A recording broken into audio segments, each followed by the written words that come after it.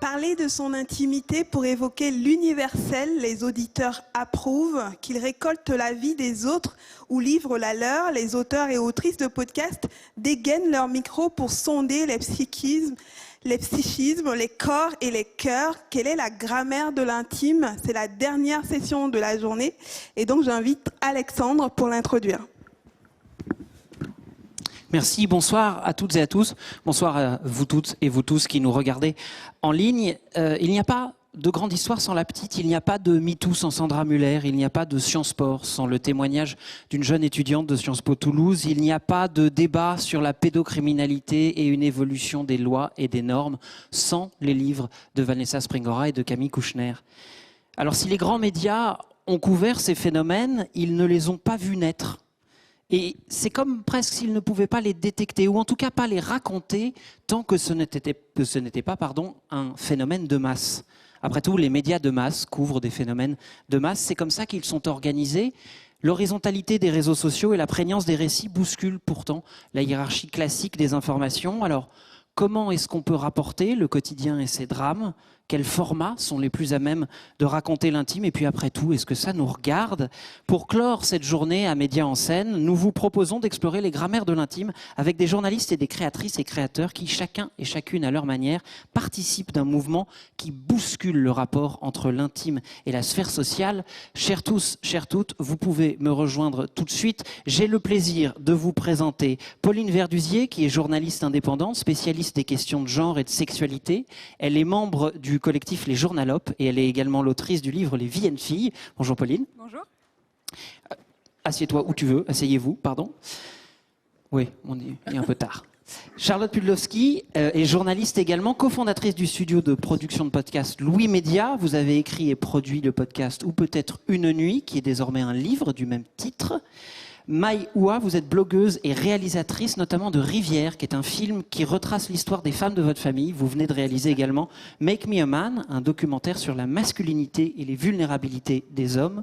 Lorraine Defouché, vous êtes journaliste au Monde. Vous êtes l'autrice de S'aimer comme on se quitte, qui est une chronique où des inconnus racontent le premier et dernier jour de leur histoire d'amour. Et vous avez aussi réalisé Féminicide avec Jérémy Frey, qui décrypte les meurtres et leurs schémas récurrents. Et enfin, Théo Grosjean, vous êtes dessinateur, vous êtes l'homme le plus flippé du monde. C'est une série que vous avez d'abord publiée sur Instagram et désormais également en 2 tomes papier. Je voudrais qu'on commence par une question toute bête. Est-ce que ça nous regarde? Lorraine Defouché, pourquoi est-ce que Le Monde publie des histoires d'amour d'inconnus qui racontent comme ça le premier et le dernier jour? J'étais sûre que ça allait tomber sur moi en premier. Oui, ça c'était sûr. Oui, parce que cette question de pourquoi est-ce que Le Monde, d'un coup, s'est mis à publier des histoires d'amour, c'est une question qu'on m'a beaucoup posée, puisque Le Monde, c'est le plus grand quotidien national, et on est plus habitué à y lire des choses sur des obscurcismes au Parti socialiste ou la géopolitique iranienne, mais pas des choses sur l'amour, et c'est vrai que c'était quelque chose qui manquait. Et moi, je pense au contraire que déjà, l'amour, c'est notre sujet de conversation numéro 1. C'est-à-dire qu'on parle tous que de ça tout le temps. Dès qu'on a un moment entre nous, entre amis, pour boire des verres, c'est toujours ça qui vient sur la table. Comment on s'aime, comment ça marche, comment on s'en réjouit, comment on en souffre. Et je pense que par ailleurs, que l'idée selon laquelle l'amour est le fait intime par excellence, c'est une idée un petit peu erronée. L'amour est avant tout un fait sociétal, voire même j'irai plus loin en parlant de fait politique. Donc à partir du moment où c'est un fait politique, c'est un sujet autant que les autres. Et même poser cette question, c'est déjà un peu délégitimer la nécessité de parler de ça. Maï Oua, votre film explore l'histoire intime de votre famille, celle des femmes de votre famille. Pourquoi, là aussi, est-ce que vous avez voulu en faire un objet public et raconter cette histoire qui est éminemment intime et qui, en plus, est douloureuse? Il y a eu un premier processus qui a été de vivre cette histoire et de comprendre cette histoire. Ça m'a pris 5 ans. Et puis, en fait, il y a eu toute une année où j'ai osé la partager parce que toutes les voix intérieures étaient comment oses-tu? Pourquoi tu fais ça? Qui ça va intéresser? Et puis, en fait, en vivant tout ça, on a appris plein de choses. Et des choses dans l'intime qu'on n'entend pas d'habitude, en fait, et qui viennent déjouer des récits qui nous empêchent de vivre. Et donc, partager l'intime, ça devient une responsabilité lorsqu'on a été traversé par une histoire comme la nôtre. Théo Grosjean, c'était aussi pour vous une manière d'exorciser, de publiciser, de partager certaines de ces angoisses qui sont les vôtres. À quel moment vous vous êtes dit, bon, je suis hyper angoissé, je vais le dire sur Insta? En fait, moi, c'était presque une. Enfin, ça paraît un peu. Comment dire? C'était presque une nécessité dans le sens où je me rendais compte que tous les axes narratifs vers lesquels je me lançais quand j'essayais de créer une histoire rejoignaient l'anxiété, parce que c'était un peu la seule chose qu'il y avait dans ma vie à ce moment-là. Et du coup, en fait, c'était pas un choix vraiment délibéré. C'était presque dès que je racontais une histoire, ça prenait le chemin de ça, et enfin de ce sujet. Et j'ai fini par me dire qu'en fait, c'était peut-être intéressant que j'en parle, ne serait-ce que pour trouver un écho dans le quotidien des gens, et aussi pour moi-même pour voilà que ça soit une sorte de catharsis un petit peu. Un genre de journal de bord, mais que je partage. Voilà. Enfin, vous parliez à l'instant du choix. Pauline Verduzier, vous êtes spécialiste des questions de société et de sexualité. Vous couvrez beaucoup de sujets qui sont d'habitude un peu ignorés, notamment le quotidien des travailleurs et des travailleuses du sexe. Est-ce qu'il y a des sujets que vous vous interdiriez, des moments intimes qui ne pourraient pas devenir publics?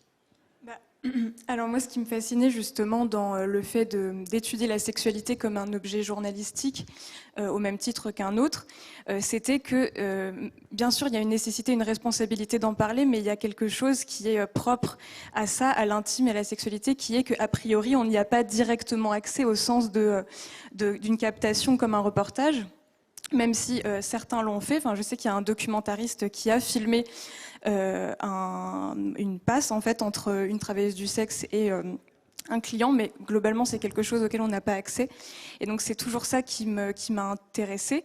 Et donc je ne m'interdis pas de parler de ce sujet, puisque comme disait Lorraine de Fouché, c'est quelque chose qui nous habite au même titre que l'amour. La sexualité, ça traverse beaucoup de conversations. Et d'ailleurs, je dois dire que quand on fait des pieds sur terre à France Culture, donc où je travaille sur la question de la sexualité, c'est très très très écouté. Et donc ça veut bien dire que c'est quelque chose qui parle d'un phénomène plus grand en fait que la simple sexualité en soi. En fait, quand on parle de BDSM, quand on parle de travail du sexe, quand on parle de consentement, en fait, on ne parle pas simplement de sexualité en soi. On parle de sujets bien plus grands qui sont, comme ça a été dit encore une fois, des sujets politiques.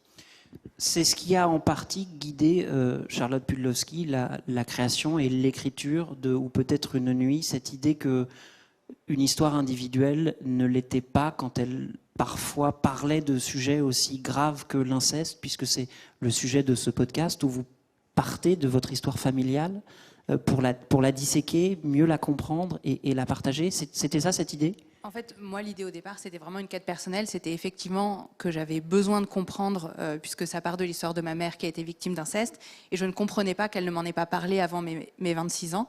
Et donc, c'était vraiment essayer de faire sens. Et je pense que ce qui se passe aussi souvent sur l'intime, sur le sexe, sur l'amour, sur un certain nombre de sujets compliqués comme ça, c'est que comme il n'y a pas de récit collectif, intellectualisé, enfin des vrais récits, c'est-à-dire pas juste des anecdotes comme ça au café, mais des choses avec un début, un milieu, une fin. On n'arrive pas à faire sens de ces choses-là. Et moi, j'arrivais pas à faire sens du silence de ma mère. Et donc, ce que je voulais au départ, c'était vraiment...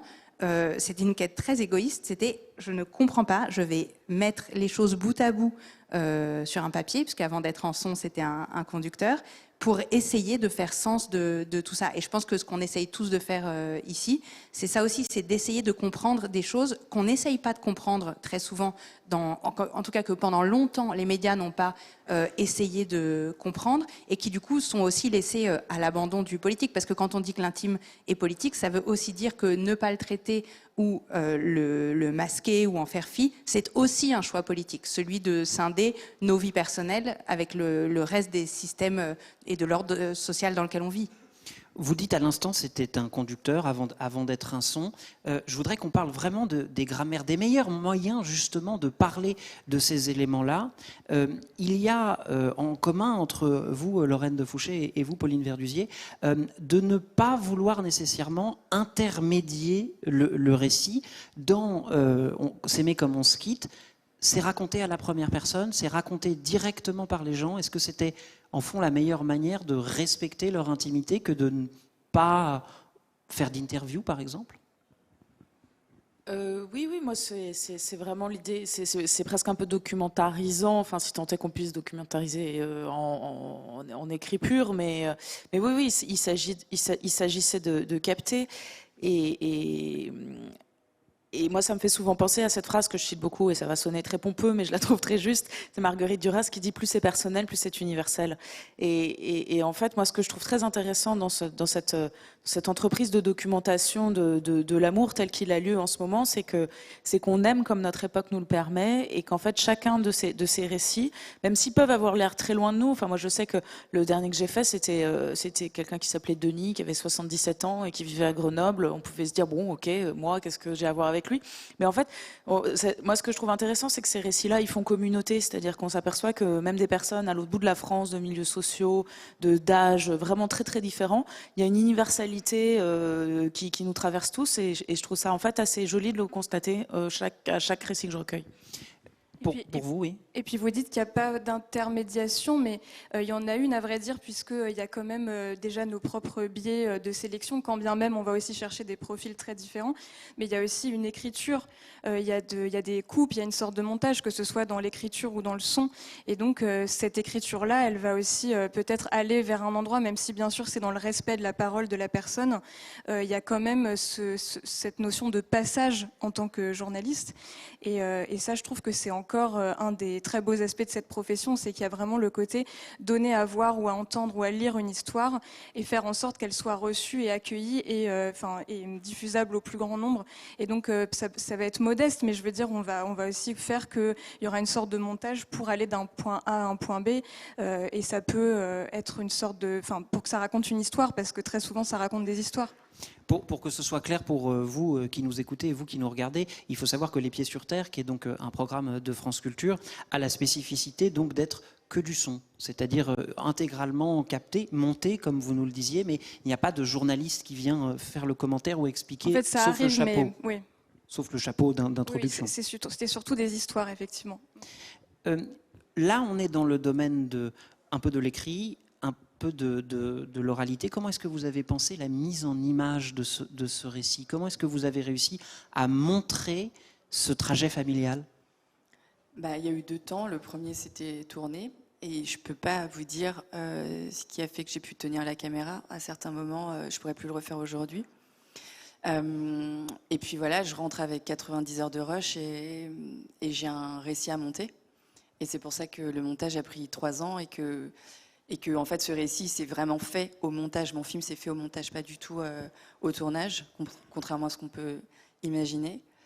Et effectivement, c'est un mélange où moi je dois comprendre tout simplement ce que j'ai vécu et être sur la table de montage, c'est voir des informations que je n'ai pas captées sur le moment intellectuellement, mais c'est comprendre la position des gens les uns par rapport aux autres, leur énergie, comment ils se parlent, enfin en l'occurrence elle, mais c'est faire remonter et mettre en lien tout un nombre d'informations dont je n'avais pas conscience au moment où je les tournais. Et donc c'est comprendre quelle est mon histoire après coup.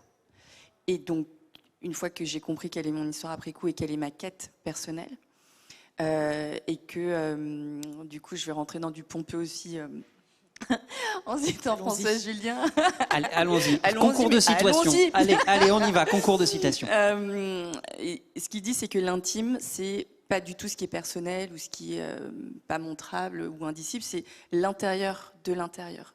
Et donc dans cet intime-là, et quand on va chercher ce qui est à l'intérieur de l'intérieur, après ça fait émerger une voix off, ça fait émerger ce récit. Et puis après, comme on avait une nano-équipe de 2, régulièrement, je faisais tester le film pour voir ce que les gens recevaient. Et donc, ce que j'ai vu, c'est qu'ils recevaient une très très grande émotion, beaucoup de sanglots, etc. Ce qui était assez inhabituel sur regarder un film. Donc, je savais que cet objet avait quelque chose que je maîtrisais pas du tout.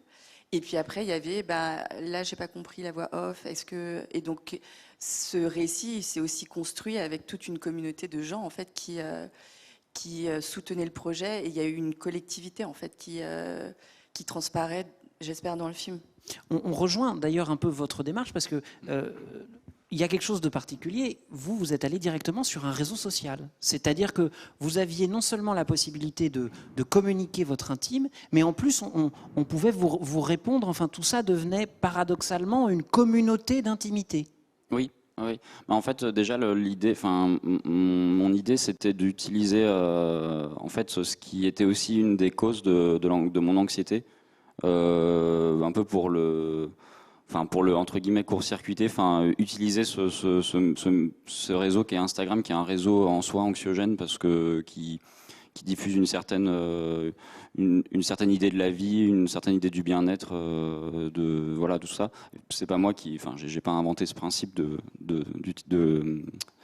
d'utiliser un média une plateforme pour pour diffuser un message un petit peu différent de ce qui est censé être diffusé dessus, mais j'aimais bien cette idée-là. Et puis aussi, ce qui m'intéressait aussi, c'est que j'avais envie de sortir du cercle de la bande dessinée et d'approcher en fait qu'en fait que la BD soit vraiment au second plan, c'est-à-dire que ça soit vraiment comme en fait, comme c'est comme des photos, en fait, mais j'essaye de faire oublier que c'est une bande dessinée et que les personnes qui tombent dessus, ça m'intéresse d'autant plus si c'est des personnes qui ne lisent pas de la bande dessinée, qui ne s'intéressent pas du tout à ce média-là, parce que j'ai envie j'ai cette envie-là, en fait, et cet espoir de parler à un grand nombre, en fait, et aussi de pas rester dans le cadre vraiment de la bande dessinée. Et du coup, Instagram, c'est pas son but premier de partager la bande, même si c'est possible. Mais disons que je trouvais ça intéressant aussi de décaler un petit peu cette approche du réseau. Il y a les réseaux sociaux, il y a aussi une particularité peut-être du podcast. Beaucoup de podcasts ont eu pour sujet l'intimité. Je pense au podcast de Lou Doyon, par exemple. Pardon, de Lou Doyon. Oui, il est un peu tard. Lou Doyon ne fait pas ces podcasts-là, pardonnez-moi, je m'en excuse. Je pense à Victoire Toyon, évidemment. Je pense aux couilles sous la table, je pense au cœur sur la table. Est-ce qu'il y a quelque chose de spécifique au podcast, le fait que ce soit de la voix, un peu comme la radio, mais que ce soit peut-être une écoute moins linéaire, plus personnelle? Est-ce que c'est le meilleur format pour aborder l'intime ? En fait, ce qui est intéressant, c'est que ça ne s'est pas forcément fait comme ça dans tous les pays, et notamment aux États-Unis, par exemple. Il y a des podcasts féministes, etc., mais on n'a pas vu, comme on l'a vu en France, les sujets de genre, de discrimination, l'idée, un peu la production de podcasts au moment où l'industrie émergeait. Et la réalité, c'est que je pense que ces podcasts-là ont émergé à un moment donné où il n'y avait pas encore d'industrie, il n'y avait pas encore d'argent. Donc c'est un terrain qui n'intéressait un peu que les femmes. Et que les gens qui n'étaient pas représentés dans les médias ou qui n'étaient pas en possession de moyens de production de médias. Et donc en tant que telles, ces personnes-là sont allées sur les sujets inexploités, inexplorés. Et je regarde avec intérêt et vigilance ce que va devenir l'industrie du podcast et ce qu'elle est en train de devenir au fur et à mesure que de nouveaux studios émergent, faisant de grosses levées de fonds, dirigés essentiellement par des hommes. Et j'attends de voir qui va financer quel projet à l'avenir. Alors après, c'est vrai que maintenant qu'on a découvert que c'était un filon d'audience potentiel, un peu comme en librairie, un certain nombre de livres féministes sont, et c'est une super nouvelle, des best-sellers. Donc peut-être que du coup des gens vont décider de les financer, mais je pense qu'au départ, c'est parce que c'était un territoire en friche sur lequel il y avait énormément de liberté, de choses à inventer et peu d'argent. Oui, parce que ce qu'il faut dire, c'est que en fait, c'est toute une génération, je pense aussi, de journalistes et d'autrices féministes qui se sont battues pour traiter ces sujets de la même manière que d'autres sujets, avec le même temps, les mêmes moyens, enfin une pluralité de sources, de lectures, etc. Chose qu'on ne leur donnait pas forcément parce que ça a été quand même longtemps méprisé. Et en rédaction, en fait, pendant longtemps, je pense qu'il a vraiment fallu batailler pour que ça devienne un objet d'étude à part entière. Et aujourd'hui, effectivement, comme c'est accompagné aussi d'une audience, ça a bougé, mais il a fallu qu'il y ait ça en fait, et seulement. Et en fait, beaucoup de femmes ont milité pour ça auparavant, et c'est seulement quelque part quand on a vu que ça faisait de l'audience que finalement c'est devenu un objet un peu plus légitime dans les sphères un peu plus dominantes. Et ça, c'est un peu dommage, mais en tout cas, il y a beaucoup de femmes qui ont préparé le terrain depuis longtemps en fait. Dans votre rédaction au Monde, quand vous avez dit on va parler des histoires d'amour des gens, quelle a été la discussion autour de la table? Pareil, question qu'on me pose très souvent. J'ai aucune originalité apparemment ce soir, je m'en excuse. Parce que cette question-là, je pense, elle traverse voilà, le monde. Il y a un côté un peu vaisseau amiral des médias français, mais c'est une question qui traverse tout le reste des médias. Et qu'il y a ce côté, comment un objet comme ça a pu émerger dans cet espace-là. Au début j'étais pigiste, donc j'avais pas trop les retours en direct, mais j'ai su après que ça avait quand même généré une certaine forme d'étonnement, que c'était un peu des sujets de bonnes femmes, que j'étais un peu un Dr Love, et que tout ça, bon voilà, c'était marrant, mais c'était un truc de week-end. Et ce qui a un peu forcé la pérennité du format, c'est les audiences en fait. Pareil, pour rejoindre Pauline, c'est mais comment on se quitte. Je ne sais pas si ça l'est encore, j'ai pas les derniers chiffres, mais ça a été le premier poste de recrutement d'abonnement du journal. Donc ça a été moi-même je comprends toujours pas pourquoi c'est un succès pareil, mais en tout cas le fait est que ça existe, et donc voilà, il y a un moment finalement, qu'on aime ou pas, ça s'impose de soi-même. Enfin, il y avait un vrai manquement, je pense, sur ces sujets-là, dans cet espace-là. Et moi, je reçois, j'ai une boîte mail qui est rattachée à la chronique, et je reçois chaque semaine, et d'ailleurs je remercie tous les gens qui écrivent, parce que moi je suis toujours très touchée, et je reçois des dizaines de mails de gens qui en fait font eux-mêmes une adaptation de la chronique sur leur histoire.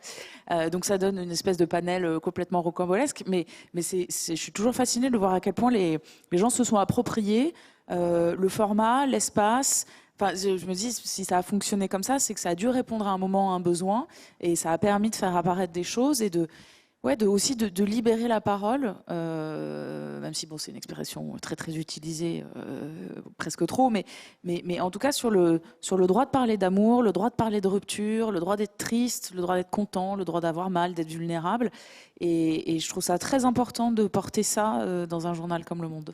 Et d'ailleurs, ce que Pauline disait, la légitimité grandit et c'est heureux, mais je pense qu'on est encore loin d'une vraie légitimité, que ces sujets-là sont quand même encore déconsidérés. Et juste pour l'anecdote, moi, le premier podcast que j'ai créé, c'est Transfert, quand j'étais Red Chef de Slate.fr.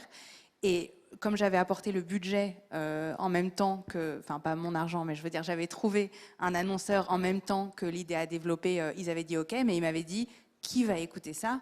Enfin, on n'y croit pas du tout. Amuse-toi si tu veux. Ils n'ont pas dit amuse-toi, mais c'était l'idée. Et que ça puisse générer des audiences aussi phénoménales, ça les avait complètement dépassés. Vous venez de parler de la manière dont les gens peuvent s'emparer de l'histoire. Est-ce que c'est le cas aussi pour vous, Théo, là aussi, dans cette idée de communauté que vous avez créée, les gens vous écrivent en disant moi aussi, en fait, j'ai ces anxiétés-là. Là aussi, vous adressez comme un champ complètement vierge médiatique. Oui, effectivement, ça c'est quelque chose que j'avais pas du tout anticipé d'ailleurs. Je pensais pas que ça puisse devenir une espèce de communauté dans laquelle les gens se mettraient à communiquer avec moi directement. Et en fait, ça m'a un peu effrayé, j'avoue. Je me sentais pas du tout capable, je me sentais pas les épaules pour ça. Et puis surtout, je voyais pas comment. En fait, c'est des personnes du coup en général qui me suivent, qui sont relativement, voire très anxieuses. Et du coup, c'est vrai que ça crée des situations un peu compliquées pour moi à gérer, parce que c'est des personnes que je peux pas aider en fait, parce que je suis pas du tout spécialiste. Je raconte juste mon point de vue sur le sujet. Et du coup, j'ai vite arrêté de lire. En fait, j'ai essayé de continuer à me concentrer sur le fait de juste raconter quelque chose. Mais c'est vrai que même dans l'espace des commentaires, par exemple, c'est déjà en soi c'est comme un forum en fait à l'époque du forum où les gens se répondaient entre eux. Enfin, à l'époque du forum, ça existe encore, mais c'est un peu moins où les gens se répondaient entre eux sur un sujet. Il y a un peu cette reproduction là sur Ils se Instagram. répondent donc entre vous. Vous avez créé une Ouais, vraie c'est ça. communauté, quoi. Il n'y a pas Et, que des gens qui vous regardent. Oui, et d'ailleurs, j'avais eu des retours, par exemple, assez amusants de personnes qui me disaient s'être rencontrées dans la section commentaires de mes posts, où après, plus tard, ils avaient continué à parler en message privé et tout ça. Je trouve que c'est intéressant aussi quand ça échappe un petit peu à ce qu'on avait imaginé, que ça prend une forme organique presque, où voilà, les gens utilisent En fait, voilà, c'est pas du tout réfléchi, mais ça m'intéresse en soi. Et puis, ce qui est intéressant aussi, c'est que j'ai remarqué que les personnes s'envoient surtout beaucoup entre eux les posts, même si maintenant cette statistique n'est plus accessible sur Instagram. Je crois qu'il y a une loi française qui l'a interdite. Mais avant, je pouvais voir le nombre d'envois privés que les personnes de posts. Et je remarquais qu'en fait, c'était une statistique très très importante chez moi, par exemple, comparé aux commentaires, donc ce qui indiquait qu'en fait, les gens avaient plus de facilité à se l'envoyer dans le privé que de Ils s'en réagir. emparent directement. Voilà, c'est ça. Sur justement la question de la réception, dans les deux cas, comment est-ce que Maï, pardon, décidément, je suis navré, Maï comme Charlotte, comment est-ce qu'on vit ou on voit le moment où ce récit intime nous échappe et au fond devient un objet de dialogue, un objet de débat et donc un objet public en soi? Alors moi c'était très spécial parce qu'en plus voilà, ça parle de moi mais de ma mère, de ma grand-mère, de ma fille, donc c'est vraiment très très très intime. Mais il y a eu en fait j'avais un blog avant, donc j'étais habituée à faire l'objet de projections de mes lecteurs et c'est totalement ok et donc moi ça me gêne pas du tout de recevoir des messages très très très personnels. D'avoir la juste distance qui va pas me mettre dans une histoire qui est pas la mienne, où je peux pas répondre sur des anxiétés et puis voilà, on y parle d'inceste, on y parle de maltraitance très très violente. Donc j'ai reçu beaucoup de témoignages, mais ça m'a pas du tout heurté. Et puis après il y avait le fait de voir ma mère et ma grand-mère devenir des stars, quoi. C'était très très spécial et c'était tellement beau parce que, encore une fois, je pense que dans l'intime, on a aussi des solutions, une forme de créativité qui n'est pas toujours partagée.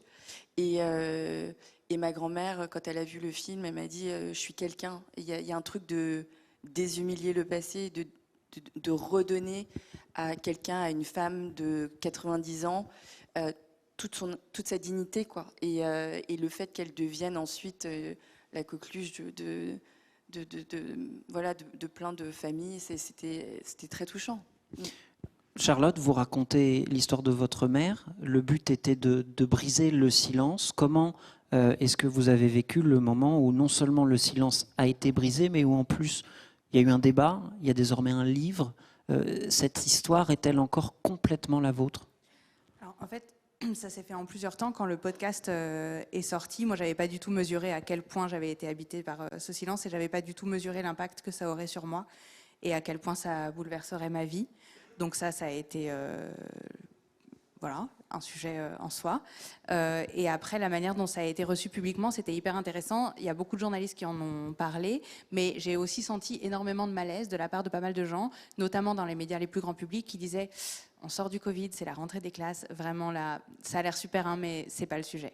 Et qui, une fois que le livre de Camille Kouchner est sorti, m'ont rappelé et m'ont dit maintenant on peut faire un plateau, maintenant on aimerait bien en parler, etc. Et donc j'ai senti vraiment le mouvement dans la société sur ce sujet-là à cet instant-là. Mais ce que j'essaie d'expliquer dans le livre, c'est que je pense que le silence revient toujours, que c'est comme ça qu'on n'arrive pas à faire la révolution. Et qu'on en est toujours là où on en est, alors que des femmes et des hommes, et beaucoup de femmes, se battent depuis des générations et des générations. Et là, ce qui me terrifie, c'est le retour potentiel du silence. Et ça vaut collectivement et ça vaut aussi de manière intime. Mais je pense quand même qu'à échelle individuelle, on nettoie les plaies au fur et à mesure que la parole se répand. Et moi, j'ai vu, comme ta grand-mère, ma mère, dont j'avais une peur terrible de l'avoir abîmée avec ce podcast et j'avais une peur terrible de lui avoir fait remuer des choses gratuitement pour mon besoin de compréhension personnelle. Et quand je vois à quel point ça a continué, elle n'a pas 90 ans, mais elle en a quand même presque 70, de la grandir et de lui procurer de la joie et des possibles. Et je pense que la parole continue à tout âge de pouvoir guérir. Ouais. Excusez-moi, je me permets de rebondir parce que pour ma mère, il y a eu un moment qui a été aussi terrible de on va pas le faire là, on va pas publier ça, et si tu publies, je te parle plus jamais de ma vie. Donc il y avait vraiment ce truc d'une tension folle, et puis après en fait ça a été vraiment j'ai plus honte, je n'ai plus peur. Et ça, c'est sûr que ma mère vient de fêter aussi ses 70 ans et c'est un truc formidable, très beau. Pauline Verdusier, une dernière question, vous nous le disiez, on vient de l'entendre, au fond, raconter ces histoires très personnelles, très individuelles, c'est peut-être paradoxalement faire du journalisme engagé. C'est-à-dire, c'est comme ça qu'on touche aussi la plus grande histoire ? Oui, c'est-à-dire que comme ce qui a été dit, ça a été des objets et des sujets très dénigrés, donc s'en emparer, je pense que c'est une forme d'engagement, puisque visiblement ces histoires éclairent des phénomènes beaucoup plus larges et qu'aujourd'hui il y a des rapports, des chiffres, enfin il y en avait déjà, mais en fait ça ne cesse d'être alimenté, d'être documenté, donc contribuer à cette parole-là en redonnant la voix à certaines personnes qui en ont été privées, oui, je pense que c'est une forme de journalisme engagé, ouais, je pense que c'est très gratifiant, mais c'est même pas le sujet, en fait, c'est plutôt, c'est utile, enfin ça pour le coup, je pense qu'il y a une forme d'utilité dans cette forme de journalisme-là, d'utilité sociale et collective. Eh bien, c'est la raison pour laquelle nous en avons parlé ce soir avec vous. Merci à vous toutes, merci beaucoup Théo, merci à vous tous et toutes de nous avoir écoutés et regardés. C'est la fin de Médias en scène, mais ce n'est pas à moi de vous l'annoncer. Moi, je me permets de vous dire à très bientôt à l'antenne. Merci. Effectivement, c'est la fin. Merci à tous et à toutes. Merci à vous qui nous avez suivis à distance. Merci à ceux et à celles qui se sont déplacés ici à la Maison de la Radio. Merci aux plus de 150 personnalités qui se sont succédées pour échanger autour de ce défi mondial, habiter un monde en commun. Plusieurs sessions seront probablement à retrouver en replay sur le site de Médias en scène. Bonne soirée à tous et à toutes et prenez soin de vous.